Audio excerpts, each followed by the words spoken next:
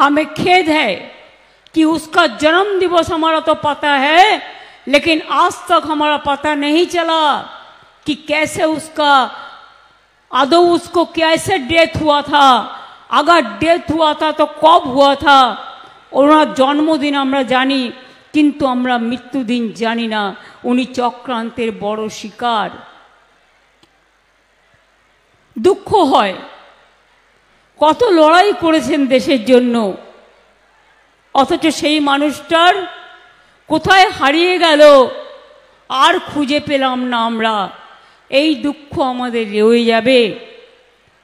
আপনারা জানেন বিশ্বকবি রবীন্দ্রনাথ ঠাকুর দেশের জন্য গান গেয়েছিলেন তখন, হেমর তীর্থপূর্ণ চিত্ত জাগরে ধীরে, এই ভারতের মহামানবের সাগর তীরে।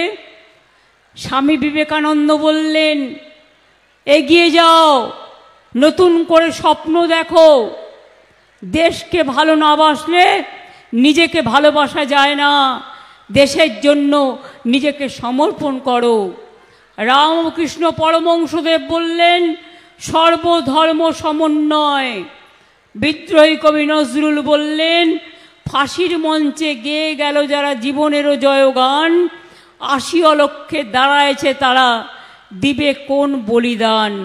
মনে রাখবেন, ধর্ম নিরপেক্ষতা আমাদের সৌভ্রাতৃত্ব, আমাদের সবচেয়ে বড় জিনিস। নেতাজি সুভাষচন্দ্র বোসের যে আইএনের যে আদর্শ তৈরি করা হয়েছিল, তাতে ঠিক করে দেওয়া হয়েছিল আইএনের শহীদ মেমোরিয়াল খোদাই করে, তাতে লেখা ছিল ইতমাদ, ইত্তেফাক, কুরবানি, অর্থাৎ বিশ্বাস, ঐক্য এবং ত্যাগ। তারা আমাদের পথ দেখায়, তারা আমাদের উদ্বুদ্ধ করে, তাদের আমরা কি করে ভুলব। নেতাজি সুভাষচন্দ্র বলেছিলেন, তোমরা আমাকে রক্ত দাও, আমি তোমাদের স্বাধীনতা দেব। দেশের জন্য এই কথা আর কে বলতে পারে? কাজে দেশের জন্য যারা জীবন দেয়, মনে রাখবেন, এ মেরে ওয়াতন কো লোগো जरा आंखों में भर लो पानी, जो शहीद हुए हैं उनकी जरा याद करो कुर्बानी। जब घायल हुए हिमालय खतरे में पड़े आजादी, जब तक थी सांस लड़े हो फिर अपनी लाश बिछा दी। संगीन पे धर पर माथा हो गए अमर बलिदानी, जो शहीद हुए हैं उनकी जरा याद करो। কোচবিহার কোতোয়ালি থানার পুলিশ বৃহস্পতিবার দুপুরে সাংবাদিক বৈঠক করে এমনটাই জানালেন কোচবিহারের পুলিশ সুপার দ্যুতিমান ভট্টাচার্য। সাংবাদিক বৈঠকে পুলিশ সুপার জানান, কোতোয়ালি থানার পুলিশ এদিন বাঁধের পাড়ে একটি নাকা চেকিং করছিল। সেই সময় সন্দেহজনকভাবে 4 জনকে আটক করা হয়। আটক ব্যক্তিদের তল্লাশি চালানোর পর তাদের কাছ থেকে 2টি আগ্নেয়াস্ত্র উদ্ধার করা হয়। তবে প্রাথমিকভাবে পুলিশ মনে করছে উদ্ধার হওয়া আগ্নেয়াস্ত্র দুটি নকল। মূলত বেশ কয়েকদিন ধরে কোচবিহার শহরের পার্শ্ববর্তী এলাকায় ছিনতাই সহ বিভিন্ন অসামাজিক কাজের খবর আসছিল, আর এই কারণেই শহরের বিভিন্ন জায়গায় নাকা চেকিং করা হচ্ছিল। আর সেই মতো এদিন নাকা চেকিং করার সময় 4 জনকে আটক করা হয়। পুলিশ সুপার সাংবাদিকদের জানান, এই ধরনের অপরাধের বিরুদ্ধে কোচবিহার পুলিশ কঠোর পদক্ষেপ গ্রহণ করবে এবং সন্ত্রাসমূলক কার্যকলাপের বিরুদ্ধে সক্রিয় থাকবে। এদিনের সফল অভিযানে এলাকাবাসী পুলিশকে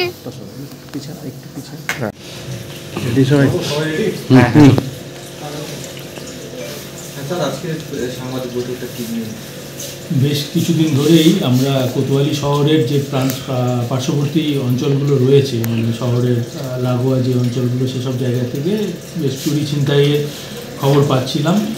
এবং দুদিন আগেও আমরা দীপ্তেন্দ্র রায় বলে একজনকে ধরেছি, তার থেকে আমরা যে চুরি যাওয়া মালও উদ্ধার করেছি। আজকে আমরা 4 জনকে ধরতে পেরেছি। তাদের মধ্যে রয়েছেন বিকাশ, ছোটন, হজরত আর রেজাউল। এদের 4 জনকে ধরা হয়েছে এবং এদের কাছ থেকে 2টি পিস্তল উদ্ধার হয়েছে, যেগুলো আপাত দৃষ্টিতে নকল বলেই মনে হচ্ছে, কিন্তু এটা আমরা পরীক্ষা করাবো। এরা বাঁধের পাড়ে, যেটা তোরসা নদীর বাঁধের পাড় দিয়ে এরা যাতায়াত করছিল এবং সেখানে আমরা নাকা চেকিংয়ের সময় তাদেরকে ধরতে পারি। তো এইভাবে এই শহরের যেসব যারা ক্রিমিনালিটি করছে তাদের বিরুদ্ধে আমাদের অভিযান চলছে, এবং আর যারা যদি এর সাথে জড়িত থাকে অচিরেই তারা ধরা পড়বে। হচ্ছে এদের কোনো উদ্দেশ্য বা কোন দিকে যাচ্ছিল সেটা যদি একটু বলেন। এই কদিন আগে থেকে এখানে কিছু ক্রাইম হচ্ছিল বলে আমরা খবর পাচ্ছিলাম, তো সেইটা এতেই আমরা ওদিকে আজকে চেকিং করছিলাম, এবং যেসব ক্রিমিনালরা অ্যাক্টিভ রয়েছে তাদের বিরুদ্ধে আমরা অভিযান চালাচ্ছি। সেই জন্যই এই ধরা পড়েছে। দুদিন আগেও একজন ধরা পড়েছে দীপ্তেন্দ্র রায় নামে, তার থেকে চুরি যাওয়া মালও উদ্ধার হয়েছে। এর সাথে কি মানে মাদকের কোনো সংযোগ আছে বা এরা কি মাদকাসক্ত? এগুলো বলা এখন সম্ভব নয়। এদের বাড়ি কোথায়? এদের বাড়ি সবই কোতোয়ালি থানা এলাকার, কোচবিহারের। এটা পরীক্ষার জন্য কোথায় পাঠাবেন এটা যদি একটু বলতেন। আমরা পাঠাবো এখানে, যেখানে আমাদের আর্মস এক্সপার্টের কাছে। নকল বন্ধু দৃষ্টিতে আমাদের যেটা ধারণা হচ্ছে, মানে এর মধ্যে কি এরকম কোনো ইনসিডেন্ট হয়েছে যে বন্দুক দেখিয়ে লুট করেছে? কিছু খবর আমাদের কাছে আসছিল। এয়ারপোর্ট আছে এইখানে, যদি ল্যান্ড যদি রাজ্য সরকার করে দিলে, এটা অলরেডি রেডি আছে।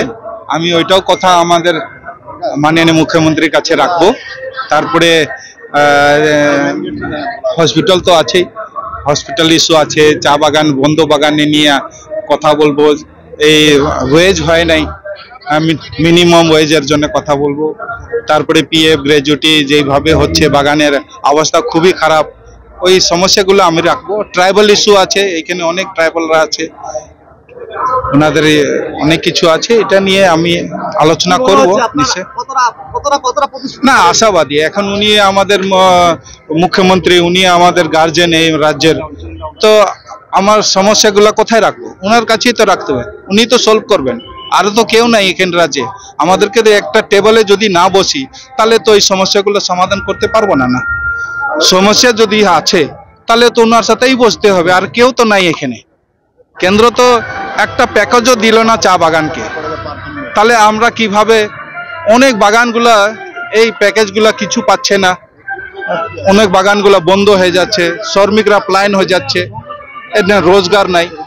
তো কেন্দ্র এইটাও যদি না দেখে, আর এখানে 100 দিনের কাজও তো বন্ধ হয়ে গেছে, কাজ টাকা পয়সা বন্ধ হয়ে গেছে, প্রধানমন্ত্রী আবাস বন্ধ হয়ে গেছে, তাহলে কিভাবে মানুষ থাকবে বলেন তো? বাড়ি ঘর নাই, শুধু দিল্লি বোম্বাই যায় কাজ করে নিজের বাড়ি ঘর বানাচ্ছে। কি কতদিন? যে কেন্দ্রের কথা বলছেন সেই কেন্দ্রেরই আপনি পূর্ব এমপি। না, আমি অনেক বলেছি, কিন্তু আমার কথাটা শুনলো না। আপনারা জানেন আলিপুর একটা হসপিটাল আমরা তৈরি করেছিলাম, প্যান্ডেল স্যান্ডেল স্বয়ং হয়ে গেছে, আমার পার্টি ওইটা আটকাইছে। কেন আটকাবে? একটা ডেভেলপমেন্ট যখন কেন্দ্র থেকে নিয়ে আসছি, মানুষ আমাকে ভালোবেসেছে, আশীর্বাদ দিয়েছে, মন্ত্রী হইলাম, আর তারপরে আমি কাজও করলাম, কাজ করে ওটা নিয়ে আসলাম। কেন বাধা দিয়েছে আমার নিজের পার্টির লোক? তাহলে এইভাবে কিভাবে মানুষ বিশ্বাস করবে? মানুষ বিশ্বাস করতে পারছে না। যে দলে থেকে আপনি কাজ করতে পারছেন না, তাহলে কি আপনি মুখ্যমন্ত্রীও আসছে? নিশ্চয় উনি আমাকে ডেকেছেন, উনি আমার সমস্যাগুলো ওনার কাছে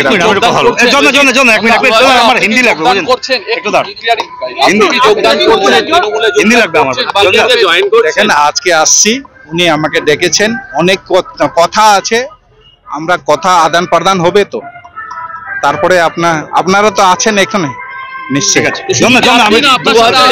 এর আগে তৃণমূলের প্রচুর নেতা যখন বিজেপিতে জয়েন করছিল, বলছিল তারা দলের দম বন্ধ হয়ে আছে। আপনি কি মনে করছেন যে বিজেপিটা থেকে আপনার দম বন্ধ হচ্ছে?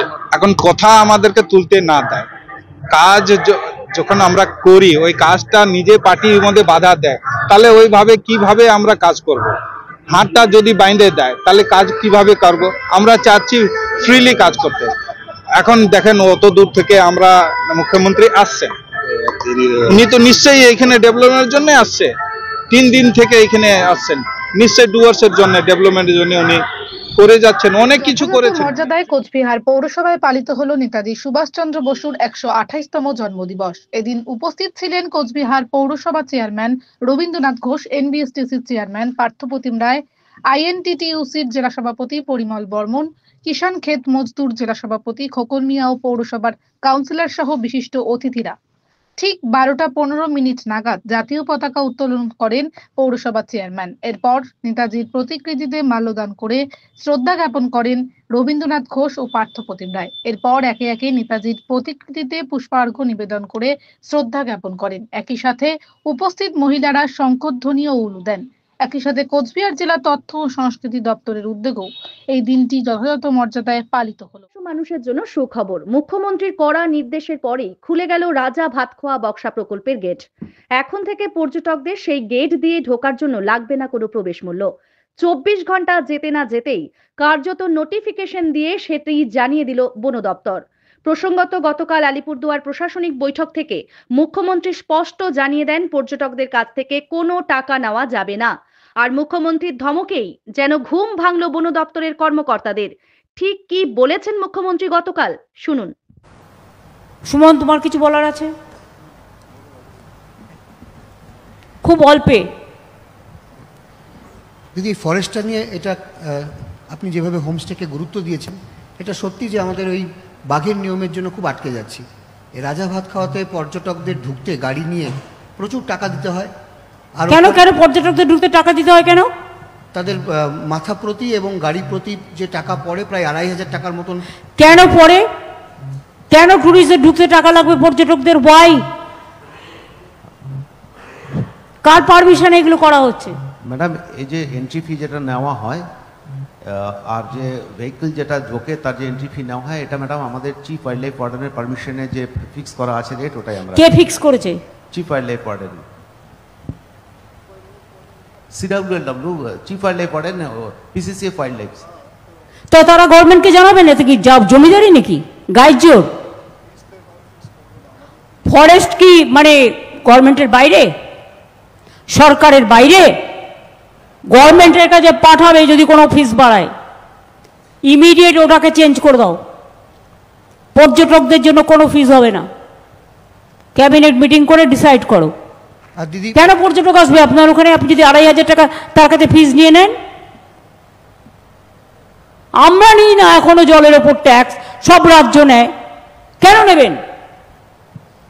আমি দেখছি ফরেস্ট ডিপার্টমেন্টটা নিজেদের কিভাবে ভগবান জানে, নিজেদের মতো প্ল্যান করে, নিজেদের মতো পরিকল্পনা করে, নিজেদের মতো অ্যাকশন করে।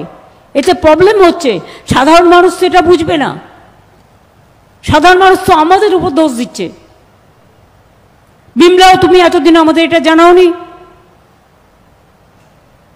ঠিক আছে, বলো সুমন। আর দিদি, অনেক দিন থেকে এখানকার ছোট ছোট বাচ্চারা এই শীতের মরশুমে জয়ন্তী এলাকায় প্রকৃতি পর্যবেক্ষণ ক্যাম্পে যায়। ওদের এটাও গত বছর থেকে বন্ধ হতে বসেছে। প্রচুর টাকা ওদের কাছে চাওয়া হচ্ছে। কোনো টাকা হবে না।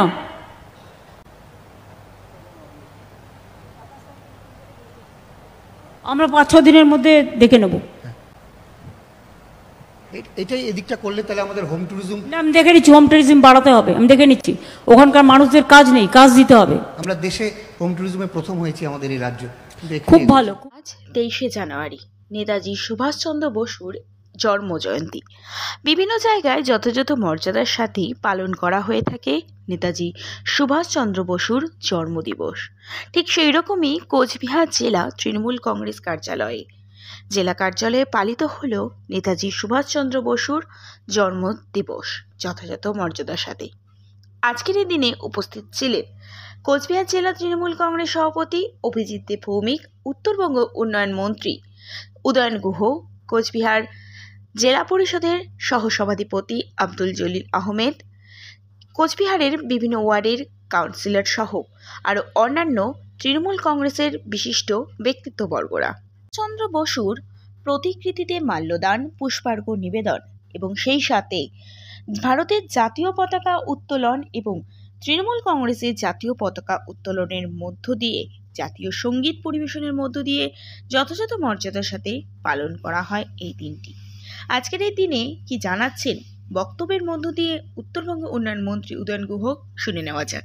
দিবস হিসেবে পালিত হোক, কিন্তু নানা চক্রান্তের কারণে সেটা হয়ে ওঠে না। কিন্তু বাঙালির মনে নেতাজি সুভাষচন্দ্র বসু এমনভাবে জায়গা করে আছেন যে বাংলার ঘরে ঘরে আজকের দিনটি তিনি পূজিত হন। আপনারা জানেন যে আমাদের রাজ্যের মাননীয় মুখ্যমন্ত্রী মমতা বন্দ্যোপাধ্যায়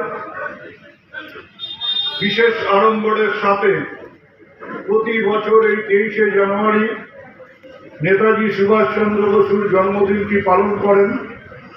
তিনি চেষ্টা করেন প্রতি বছর উত্তরবঙ্গ থেকে কোনো সময় পাহাড়ে, কোনো সময় সমতলে এই দিনটি পালন করবার। আর যেবার তিনি উত্তরবঙ্গে আসতে পারেন না, তিনি রেড রোডে নেতাজি মূর্তিতে মালা দিয়ে এই দিনটি পালন করেন। এবার আমাদের রাজ্যের মাননীয় মুখ্যমন্ত্রী মমতা বন্দ্যোপাধ্যায় তিনি ডুয়ার্সে আছেন এবং ডুয়ার্সে সাড়ম্বরে এই দিনটি পালিত হবে। আমরা সরকারিভাবে এবং দলীয়ভাবে এই দিনটি পালিত করছি। সারা রাজ্যে নেতাজি সুভাষচন্দ্র বোসের যে জন্ম সময় 12টা 15, সেই 12টা 15-র সময় শঙ্খধ্বনি, উলুধ্বনি, তপধ্বনির মাধ্যমে নেতাজি সুভাষচন্দ্র বোসের জন্ম সময় পালিত হবে। আমরা নেতাজি সুভাষচন্দ্র বোসের যে জীবন, ত্যাগের জীবন, লড়াইয়ের জীবন, ভারতবর্ষের স্বাধীনতার অন্যতম কারিগর নেতাজি সুভাষচন্দ্র বোস, যিনি ICS হয়েও কোনো রকম সরকারি চাকরি বা সরকারি পদের দিকে না তাকিয়ে দেশের স্বাধীনতার জন্য তিনি দেশ ত্যাগ করেছিলেন এবং দেশের বাইরের থেকে যাতে স্বাধীনতা আন্দোলনকে জোরদার করা যায়, যে আন্দোলন ছিল ইংরেজের বিরুদ্ধে একেবারে সশস্ত্র সংগ্রাম, সেই সংগ্রামের নেতৃত্ব দিয়েছেন এবং নেতাজি সুভাষচন্দ্র বোস ছিলেন বলেই আজকে 23শে জানুয়ারি তিনি জন্মিয়েছিলেন বলেই আমরা 15ই আগস্ট সাড়ম্বরে পালন করতে পারি আমাদের দেশের স্বাধীনতা। নেতাজি সুভাষচন্দ্র বোসের যে ত্যাগ, নেতাজি সুভাষচন্দ্র বোসের যে লড়াই, নিঃস্বার্থভাবে দেশের স্বাধীনতার জন্য তিনি যে লড়াই করে গেছেন, আমরা তার কিছুটা অংশ যদি আমরা সেই পথে যদি চলতে পারি, তাহলে আমাদের দেশের অনেক উন্নতি হবে, আমাদের সমাজের অনেক উন্নতি হবে। আমরা সবাই দুঃখিত, বিশেষ করে বাংলার মানুষ দুঃখিত যে এই রকম একজন বীর সন্তানের শেষ জীবন কি হলো। তার যদি মৃত্যু হয়ে থাকে, তবে কবে মৃত্যু হয়েছে, কোথায় মৃত্যু হয়েছে, কি করে মৃত্যু হয়েছে, বা শেষ জীবনে তিনি কোথায় ছিলেন, আমরা ভারতবাসী এখন পর্যন্ত সেটা জানতে পারিনি। আমাদের দুঃখ এটাই যে আমাদের দেশের কোনো সরকার কোনো সময় এই সত্য চাপা দিয়ে রাখবার চেষ্টা হয়েছে। যে ইতিহাস মানুষের ঘরে ঘরে পৌঁছে দিয়ে মানুষের দেশপ্রেমকে জাগ্রত করা, মানুষের জীবনের লড়াইকে জাগ্রত করার যে ইতিহাস, সেই ইতিহাসকে যারা চাপা দিতে চায়, আমরা আমাদের দলের পক্ষ থেকে, আমাদের এই রাজ্য সরকারের পক্ষ থেকে প্রতিটি ঘরে ঘরে নেতাজির জীবনী, সেই জীবনী, তার যে বার্তা, সেই বার্তাগুলো যদি আমরা পৌঁছে দিতে পারি, তাহলে আমরা মনে করি যে আগামী দিনে ভারতবর্ষ তার সঠিক পথে চলবার দিশা পাবে।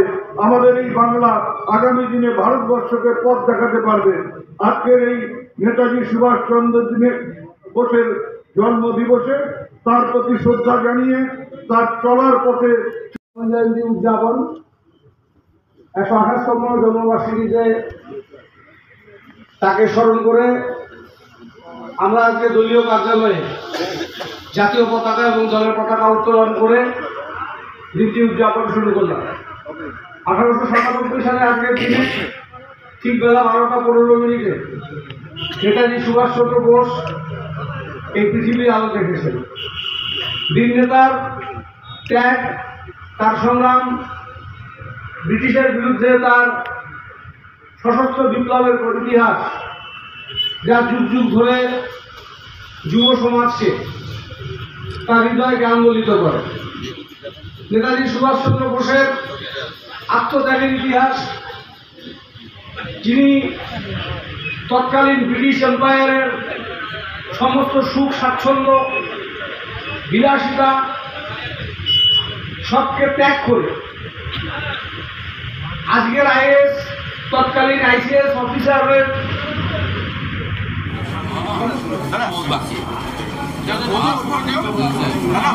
রক্তাক্ত ব্যারাকপুর, আজও রক্ত ঝরল ব্যারাকপুরের সাংসদ তিনি বলেছিলেন গুন্ডামুক্ত ব্যারাকপুর হবে, কিন্তু সেই রক্ত ঝরছে ব্যারাকপুর।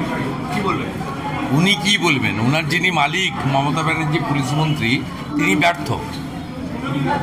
তিনি ব্যর্থ এবং তিনি সবসময় বড় বড় কথা বলেছেন।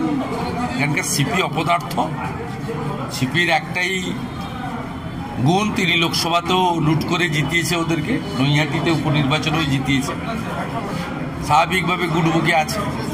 এলাকার আইন শৃঙ্খলা নেই, সব জায়গায় রাজনৈতিক হস্তক্ষেপ, গুন্ডা মাফিয়া মস্তান রোহিঙ্গা মুসলমান তাদের নিয়ন্ত্রণে চলে গেছে ব্যারাকপুর শিল্পাঞ্চল।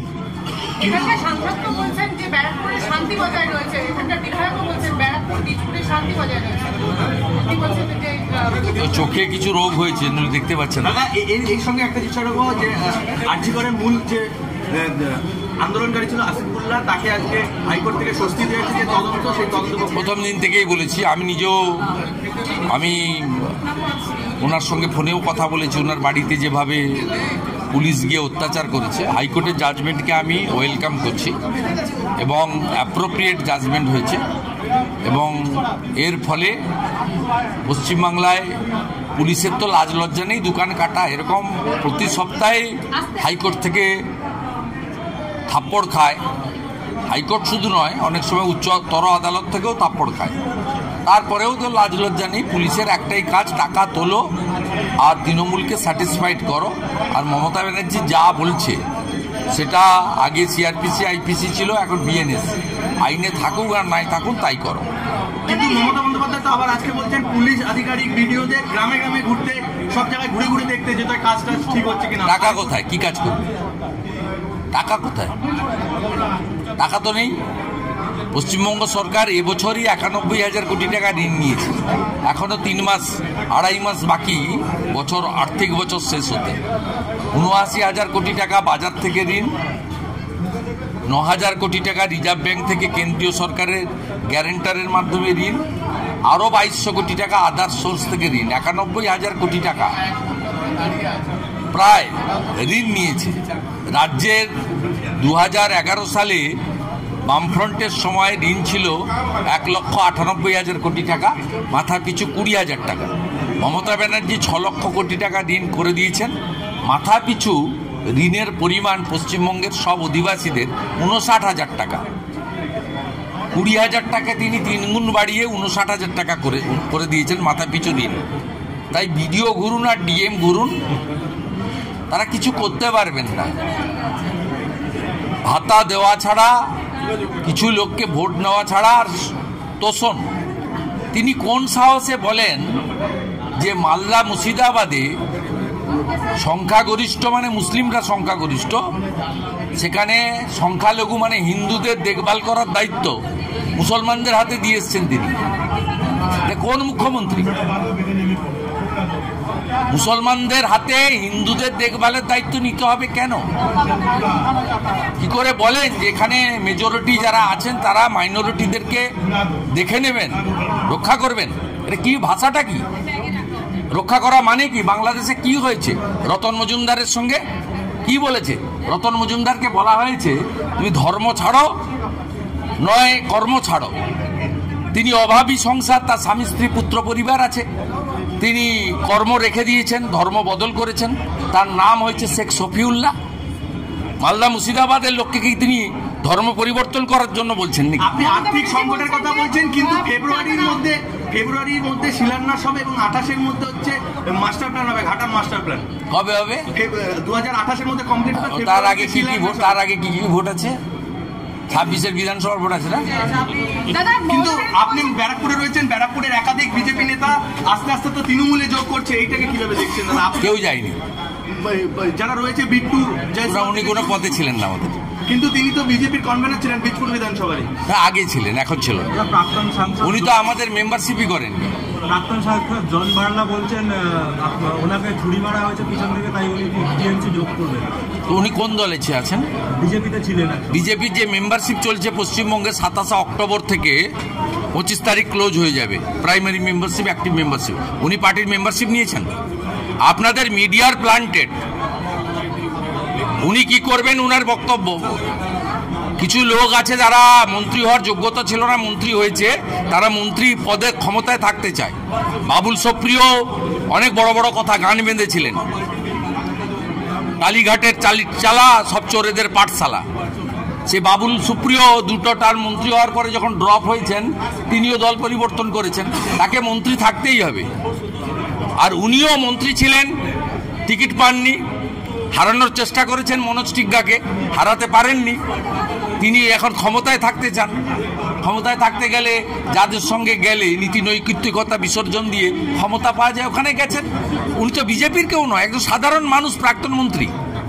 বিজেপির মেম্বারশিপের আইডি নম্বর যদি জন বাল্লার দেখাতে পারেন, তাহলে আপনাদের এই সংবাদপত্র যে চাষটা করছে দুদিন ধরে, এর উত্তর আমি দিয়ে দেব। জন বাল্লা ভারতীয় জনতা পার্টির মেম্বারশিপ নেননি, বা ভারতীয় জনতা পার্টিও তাকে মেম্বার করার জন্য অ্যাপ্রোচ করেনি। অতএব জন বাল্লার বিজেপি থেকে তৃণমূলে যাওয়ার কোনো গল্প এখানে নেই। তিনি প্রাক্তন মন্ত্রী, ঠিক আছে, তিনি তার ব্যক্তিগত সিদ্ধান্ত নিতে পারেন। আমিও যেমন সব ছেড়ে 19 ডিসেম্বর 2020 সব ছেড়ে, যা যা ছিল সব ছেড়ে সাধারণ নাগরিক হিসেবে বিজেপিতে যোগ দিয়েছি। তিনিও দল পরিবর্তন করতে পারেন, কিন্তু এসব কথা সাজে না, এসব কথা সাজে না।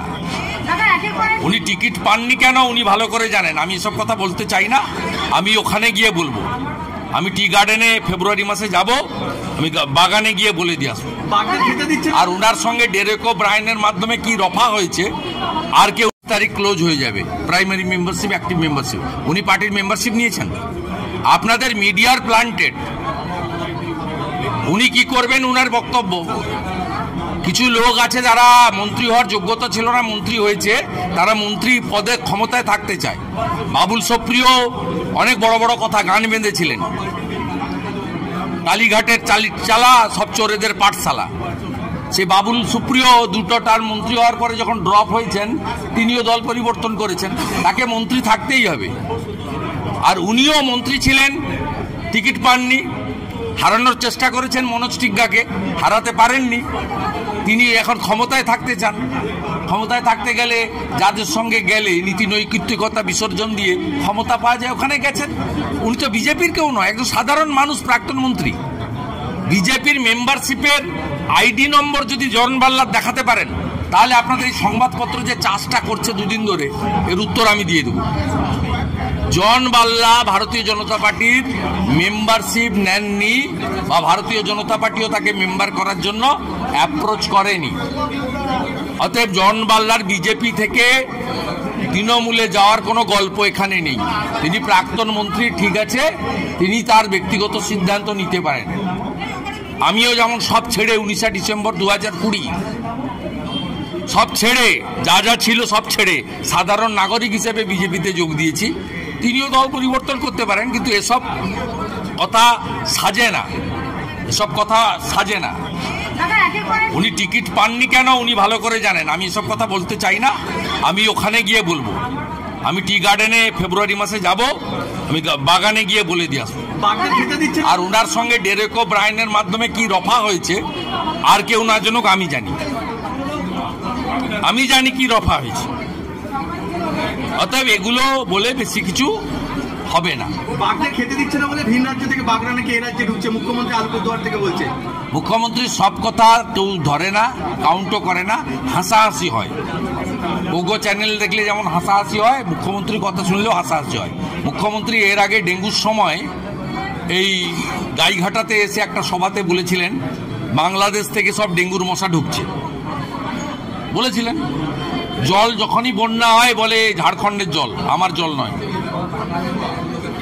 মশা আসছে বাংলাদেশ থেকে, জল আসছে ঝাড়খণ্ড থেকে, বাঘ আসছে উড়িষ্যা থেকে।